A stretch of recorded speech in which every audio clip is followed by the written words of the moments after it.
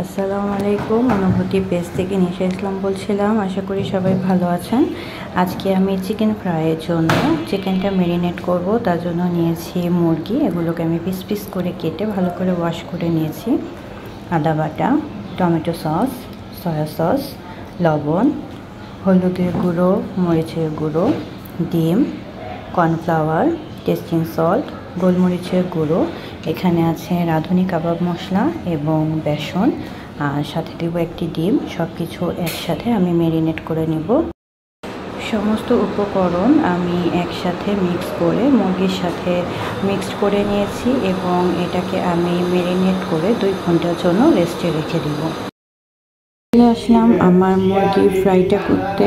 আমি চুলোয় কড়াইটা বসিয়ে দিয়েছি এবং আমি কড়াইটাকে অনেক বেশি হিট দিয়ে গরম করে নেব, কারণ হলো মুরগিগুলো যেন কড়াইয়ের সাথে লেগে না যায়।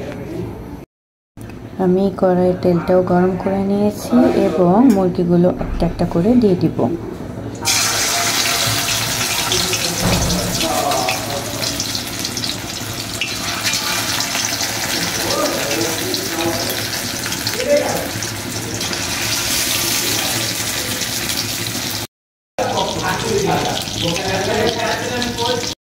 হয়ে গেল আমার চিকেন ফ্রাই। গরম গরম ভেজে নিয়েছি এবং দেখেন কালারটা কত সুন্দর এসেছে।